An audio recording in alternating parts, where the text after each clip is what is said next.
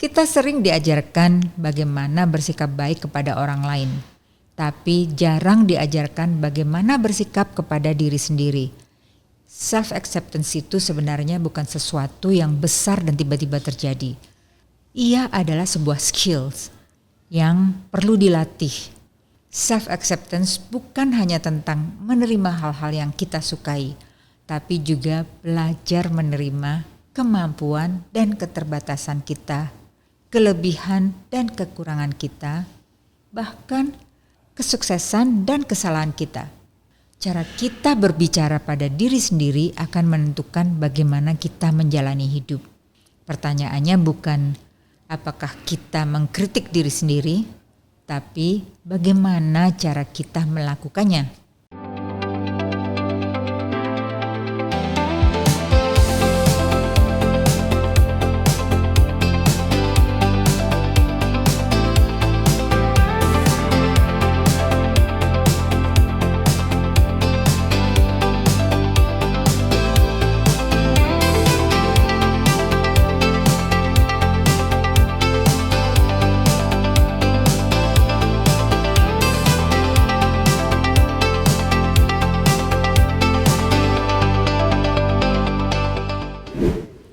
Halo teman-teman, salam sehat selalu. Jumpa lagi di Etiku untuk kamu persona yang beretiket dan berkualitas bersama saya Dahlia Sarjono, Social Etiquette Consultant, Social Etiquette with Dahlia di Maxi Media Channel. Berbincang tentang etiket dan mannerism kini, soft skills, mindfulness yang erat dalam kehidupan sehari-hari, memberi panduan dalam berinteraksi sosial and bring out the greatest self in you. Kita sering diajarkan bagaimana bersikap baik kepada orang lain, tapi jarang diajarkan bagaimana bersikap kepada diri sendiri. Ironisnya, orang yang paling sering kita kritik adalah diri kita sendiri, dengan kata-kata yang malah sering tidak akan pernah kita ucapkan pada orang lain. Di video kali ini, kita akan menilik tentang self-acceptance atau etika penerimaan diri. Karena seringkali cara kita memperlakukan diri sendiri jauh lebih keras dibanding cara kita memperlakukan orang lain. Kalau kita coba lihat lebih dalam, self-acceptance itu sebenarnya bukan sesuatu yang besar dan tiba-tiba terjadi. Ia adalah sebuah skills yang perlu dilatih dan seringnya juga butuh keberanian. Keberanian untuk melihat diri kita secara utuh. Yang kita banggakan atau yang selama ini mungkin kita hindari, kita tutupi. Sisi positif dan sisi negatif.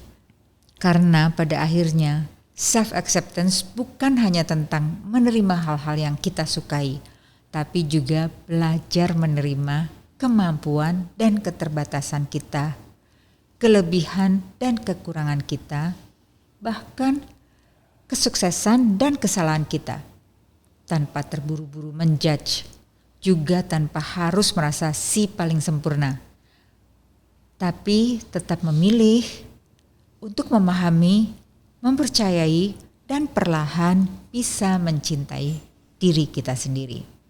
Dan kalau dipikir-pikir, ini sebenarnya kembali ke hal yang sangat sederhana. Bagaimana kita memperlakukan diri kita sendiri sehari-hari. Apakah kita cukup baik pada diri kita atau justru paling keras pada diri sendiri? Karena seringkali kita bisa sangat memahami orang lain tapi tidak memberi ruang yang sama untuk diri sendiri. Kita menerima orang lain apa adanya, tapi pada diri sendiri selalu ada syarat. Disitulah self-acceptance sebenarnya dimulai. Bukan dengan menjadi sempurna, tapi dengan belajar melihat diri kita secara utuh, yang baik dan yang masih perlu diperbaiki. Bukan berarti kita berhenti bertumbuh, tapi kita memilih untuk bertumbuh tanpa membenci diri sendiri. Bagaimana kita bisa menerima diri kita? Pelan-pelan kita belajar membangun hubungan yang lebih sehat dengan diri kita sendiri, Sampai akhirnya kita mulai menyadari bahwa siapa kita tidak selalu sama dengan kegagalan kita atau pencapaian kita. Pertama, kita mulai dengan mengetahui problemnya. Kita menyebutnya standar, kita menyebutnya ambisi, tapi tanpa sadar itu merubah menjadi suara yang terus terngiang. Terlalu keras pada diri sendiri, hilangkan perbendaharaan kata ini. Kurang, belum cukup, harusnya bisa lebih. Dan lama-lama kita tidak lagi bertumbuh dari dorongan, tapi dari tekanan. Ketahui, self-acceptance itu skill. Self-acceptance bukan sesuatu yang diberikan dan yang mudah diterima. Ia adalah sebuah keterampilan. Jadi kita bisa melatihnya. Yang kita butuh keberanian. Keberanian untuk melihat diri kita secara utuh. Bukan hanya yang kita banggakan, tapi juga yang selama ini kita hindari. Karena pada akhirnya cara kita berbicara pada diri sendiri akan menentukan bagaimana kita menjalani hidup. Pertanyaannya bukan apakah kita mengkritik diri sendiri, tapi bagaimana cara kita melakukannya. Bayangkan jika suara dalam diri kita, inner voice kita, bukan hanya mengkoreksi, tapi juga mendukung. Bukan hanya menunjukkan kesalahan, tapi juga mengingatkan adanya potensi di dirimu. Contoh, daripada kamu terus-menerus mengkritik diri, konversikan kata-katanya menjadi cheerleader buat kamu sendiri. Kalau inner kritikmu bilang, kok kamu gagal lagi sih? Inner cheerleadermu mengatakan, hey, kamu sudah berusaha, yuk kita lihat bagian mana yang masih bisa diperbaiki. Juga inner kritikmu bilang, aku harusnya bisa lebih dari ini. Inner cheerleadermu bilang, tenang, ini masih bisa aku kembangin secara konsisten tanpa harus membenci diriku sekarang. Kalau kita mulai melatih self-acceptance, kita bisa mulai dari hal-hal kecil, dari cara kita memperlakukan diri sendiri sehari-hari. Berikut ini 10 manners practice yang bisa kita praktekkan untuk penerimaan diri. Self-acceptance etiquette. Speak to yourself with respect. Bicara ke diri sendiri dengan respect. Jika ada satu hal yang bisa kita mulai hari ini, perhatikan caramu berbicara pada diri sendiri. Jika kita tidak akan mengatakan sesuatu itu kepada orang lain, maka ya tidak perlu kamu mengatakannya pada dirimu. Bukan berarti kita tidak jujur, tapi kita memilih cara yang lebih halus. Lalu, own your weird. Terimalah keunikanmu, keunikan kita. Semua punya sisi yang tidak selalu rapi. Ada yang terasa awkward, aneh, berbeda. Ada yang mungkin selama ini kita sembunyikan. Tapi justru disitulah bagian diri kita yang paling jujur. Self-acceptance mengajak kita untuk tidak terus-menerus menutupinya, tapi pelan-pelan mengakuinya. Sedikit lebih jujur, sedikit lebih menjadi diri sendiri. Ketiga, tidak terburu-buru menilai atau menjudge. Kadang kita terlalu cepat melabeli diri kita. Aku N.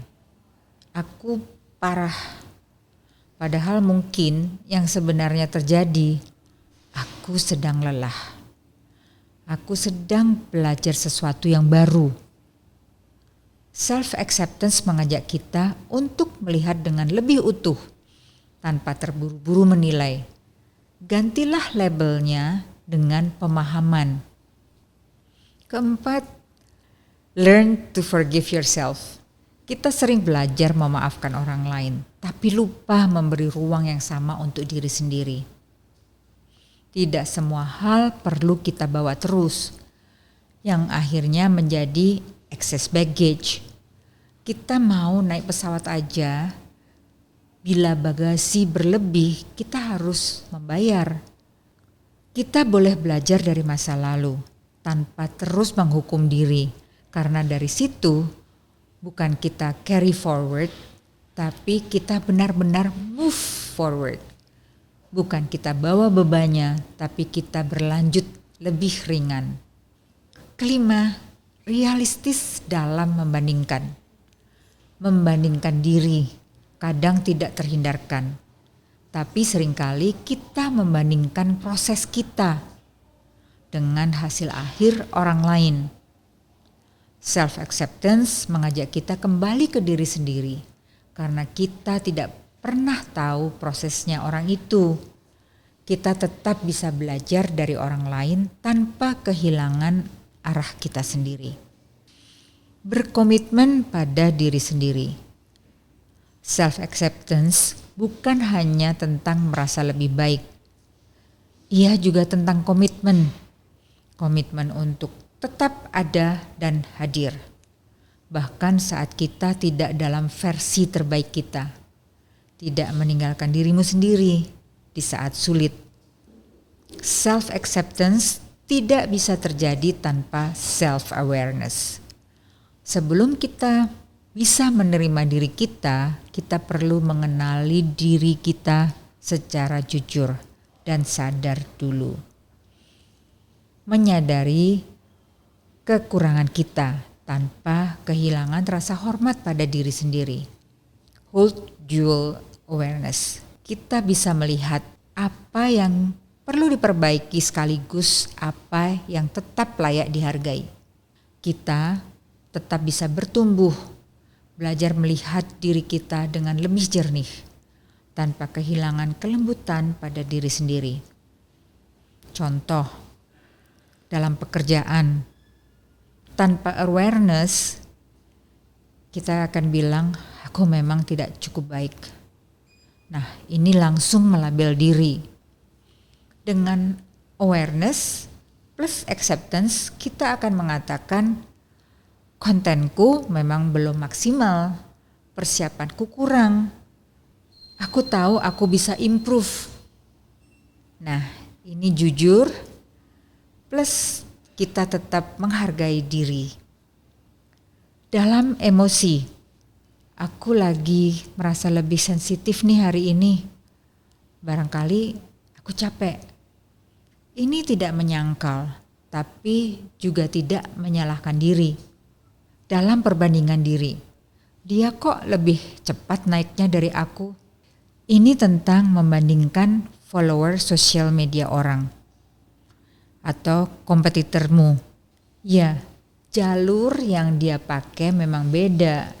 Aku juga sedang di prosesku sendiri. Tetap sadar realita tanpa menjatuhkan diri. Celebrate quiet progress. Tidak semua kemajuan harus terlihat besar. Kadang tidak menyerah hari ini sudah cukup berarti. Dan itu layak dihargai. Akui dan terima apa yang tidak bisa dirubah. Ada hal-hal dalam hidup yang tidak bisa kita ubah.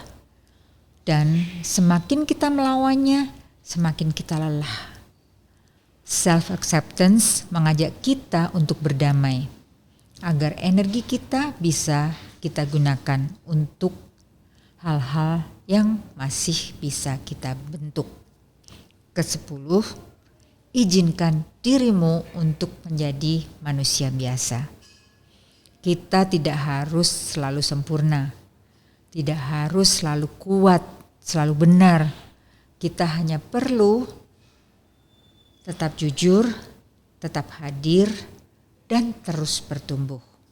Pada akhirnya, self-acceptance adalah manners yang kita terapkan pada diri sendiri.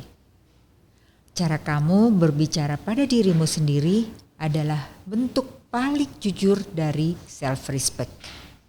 Dan ia menentukan bagaimana kita bangkit, bagaimana kita memperlakukan diri kita sendiri, dan bagaimana kita melihat diri kita saat tidak ada yang melihat.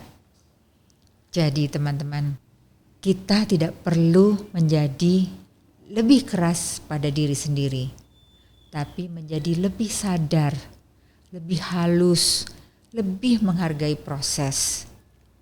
Karena pada akhirnya kita tidak hanya sedang membangun hidup, kita juga sedang membangun hubungan dengan diri kita sendiri.